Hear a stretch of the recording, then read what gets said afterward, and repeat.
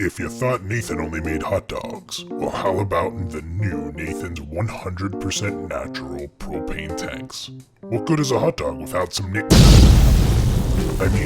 propane?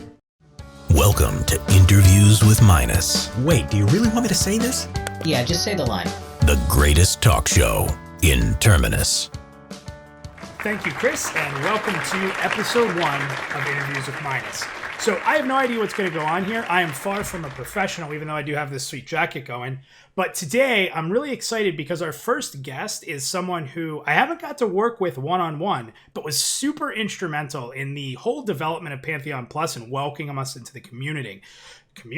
So without further ado, I'd like to welcome Bazgrim onto the show. So Bazgrim, welcome. Hey, how's it going? Good, thanks. So I know that you were the first guy that I came across in looking at Pantheon content. And I think you were the first fan to play the game. Is that correct? That is true. Yeah, TwitchCon 2017 was confirmed to.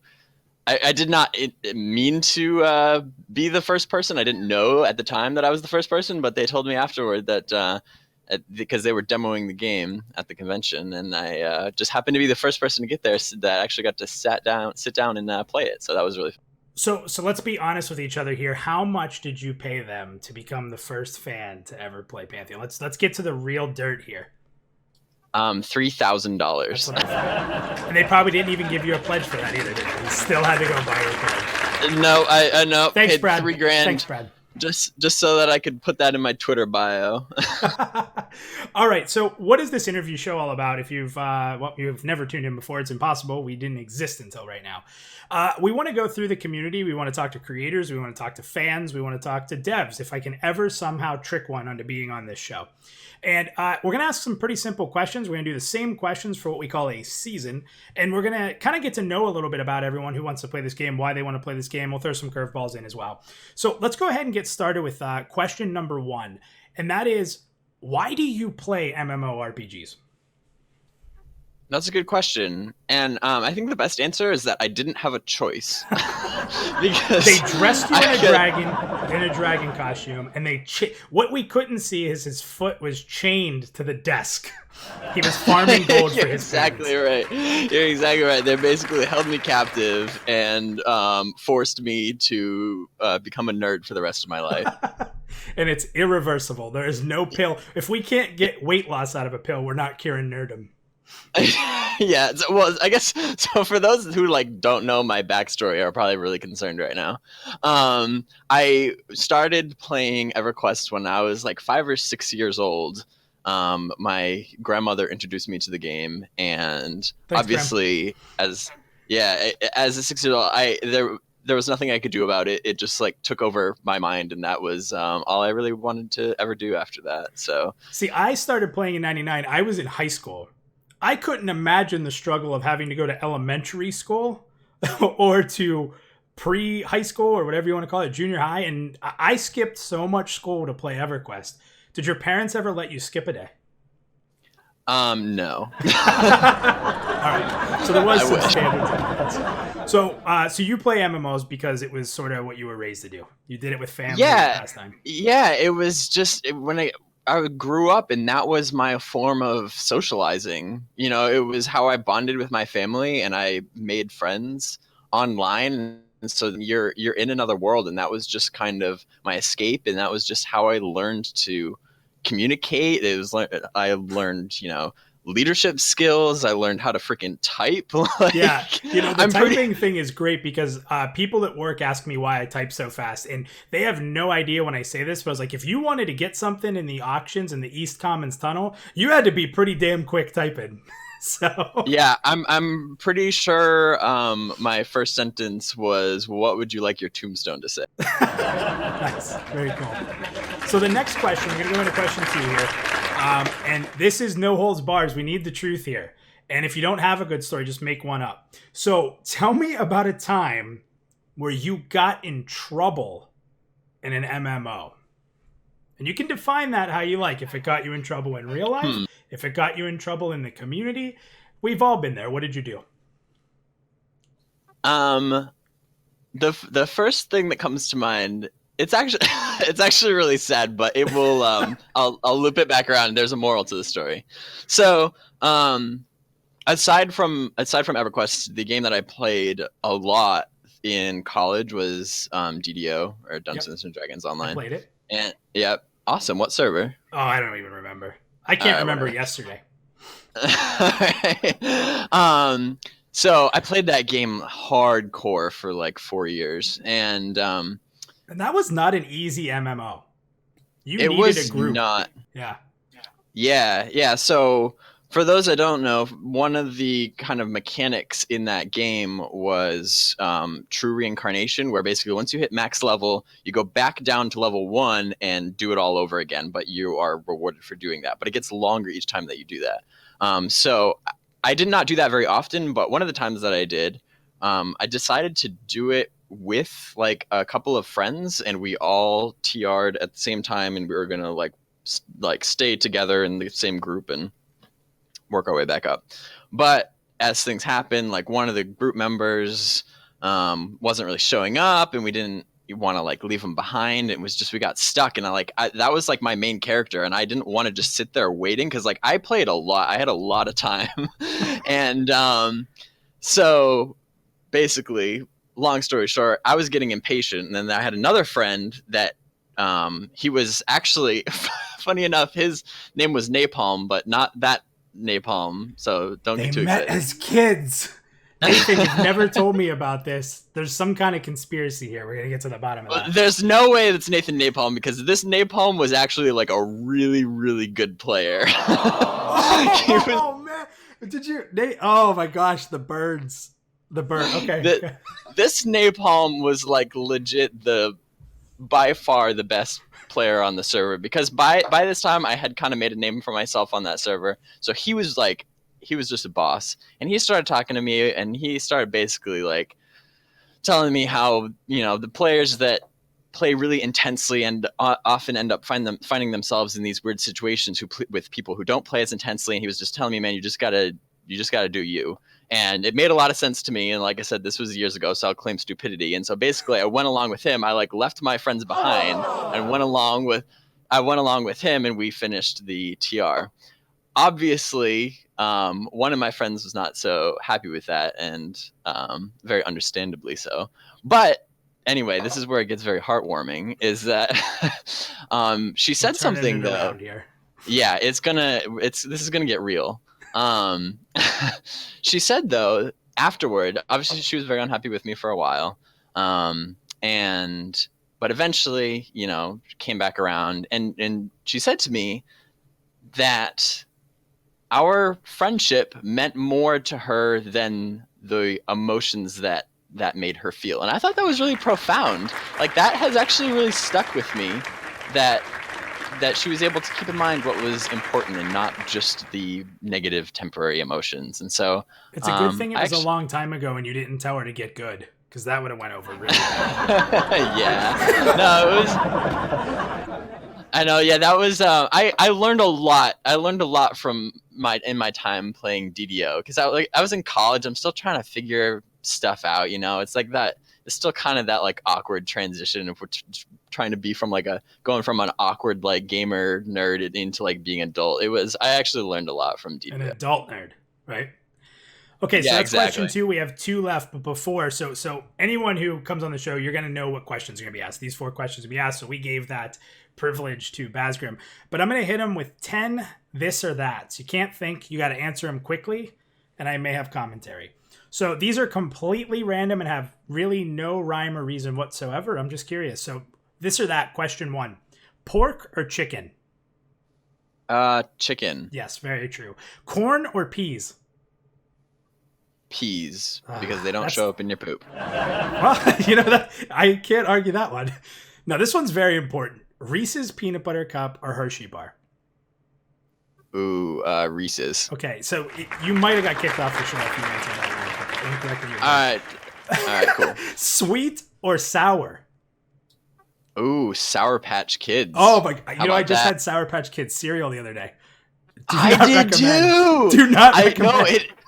I know it does taste like Sour Patch Kids, but there's just something weird about it. I did not try it in milk. I'm Okay, and I don't think did. I want to. That's where that's where I draw the line. I just had it dry and I was like, it's actually not bad. I got it as a joke and I'm like, Start watching that. Okay. Comedy or thrillers? Comedy. Okay. Sneakers or sandals? Sneakers. See, I'm from Florida now. If I was up north where I used to live, sneakers. I don't go a day without sandals on down here in Florida. I don't even think you're allowed to wear shoes. This is a great one. This is really tough. Metal or wood? Oh, when you said metal, I thought you were talking about like music. I was like, what's wood music? No, actual metal or wood. What do you prefer? Wow, that's a good question. I'm just gonna go metal. Yeah, that's a good question. That's good. Ocean or lake? Lake. Okay. Ghost tour or a historical tour? I gotta go historic. Okay. Is there any reason because maybe the ghost one's just too intense? No, I don't know. I think I can learn more from a historical tour. All right. And the last one, this is really important, and everyone needs to know the answer to this. Remember, these are actually random.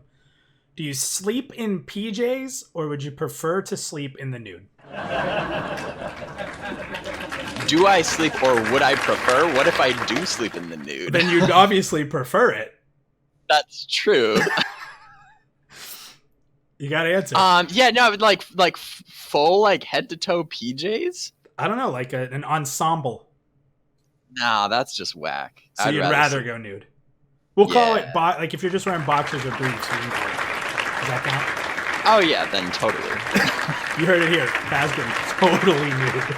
All right, so let's get into question 3. What was your most emotional moment playing an MMORPG?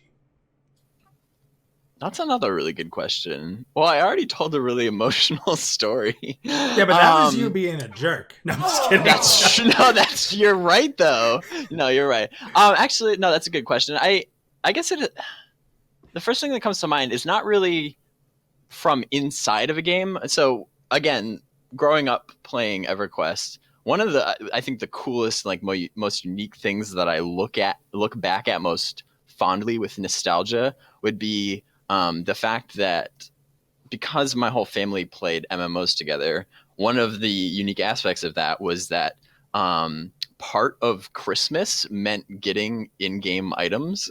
So That's awesome. So my aunt and uncle mostly, they were the ones that played the most, and they were always like max level and had all sorts of cool stuff. They would go like to Unrest or like Miss Moore or whatever, get a bunch of loot for like me and my brother and my grandmother too sometimes, and print off like the item descriptions and laminate them and put them in an envelope and write a character's name on it and put it on the Christmas tree. And so when we showed up, like that was my favorite thing. That was the first thing. I always went straight to the tree to like grab the envelope and like open up and see what's everything that like. And it was like the name of an item or a picture of an item or something. It was the screenshot of the item description. So it had the name, It had the stats and everything. And then I would log on, and they had already put all that stuff onto my character, and so then I could just like I'd be off and running. See, this day and age, you'd be like, "How did you get my account info?" Right? No, I was like 5. Nobody's gonna trust a 5-year-old to remember a password. They had all the information. Well, I want you to know that there are rules and regulations against playing an MMORPG if you're not of a certain age. So, Bazgrim, that's probably the most thing you did wrong. I probably shouldn't have admitted that. Whoops, they're gonna come for me. They're taking your EverQuest account away. Brad, you heard it. Okay, so the last one here. Tell me, you don't have to go crazy, but why are you all in on Pantheon? I actually really appreciate that you use the phrase all in because aside from playing MMOs, I also really enjoy playing poker. And so obviously one of the things that I know from poker is that it obviously always involves a large amount of risk. And but by doing like your research and by doing the math and stuff, you can kind of skilled players can determine when the right time to go all in is. Mm-hmm. Like there's always going to be a chance that you just lose everything. But ultimately you can kind of figure out when that right time to go all in is. So that's kind of what I've done with Pantheon, because I know also from poker is that if you want to win big, you have to go all in sometimes. You can't just sit back and keep folding or like min betting or anything. Yeah. So sometimes you have to go.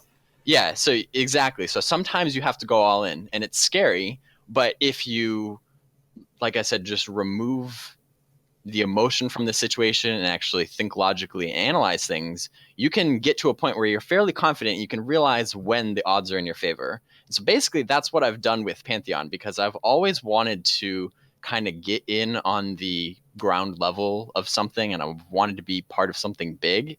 And so what I did several years ago when I first joined the community was just kind of set aside my emotions and what I wanted, and just really practically sat down and looked at it like, what is this game actually, and who are the devs that are behind it, and like what are the actual chances logically of this being a success, because then I'm going to want to be a part of that. And so basically that's what I did. And obviously I came to the conclusion that I'm like, this is my best bet.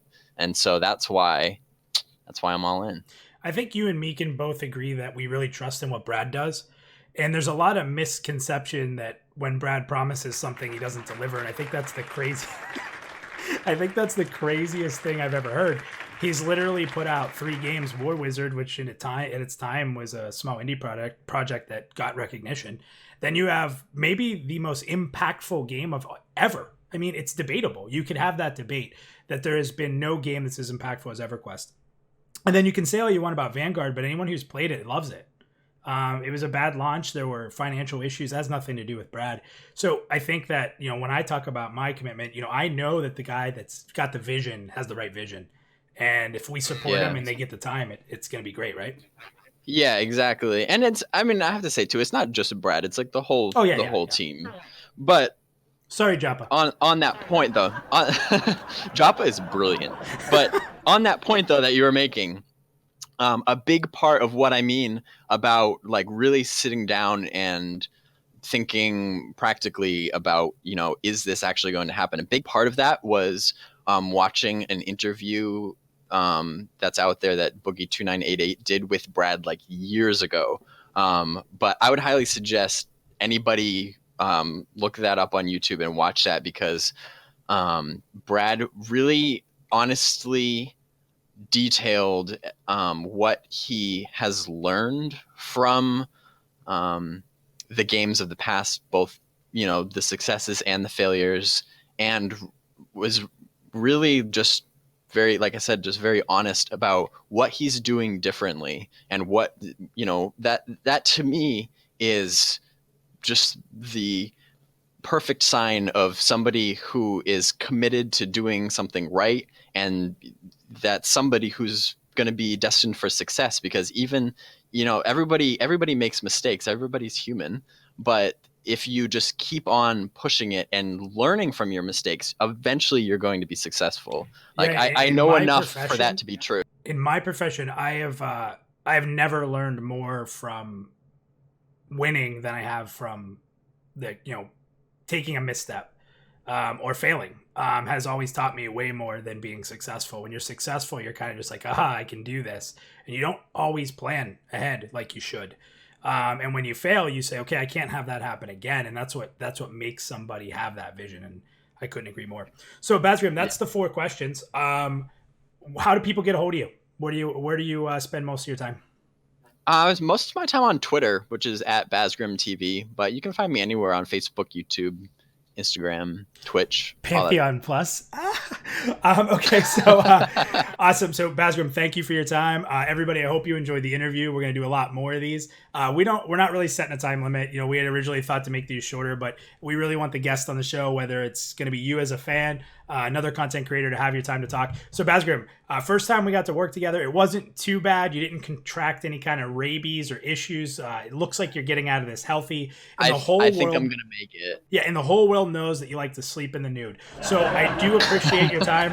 Thank you. It's been an absolute blast, and we'll see everybody on the next show.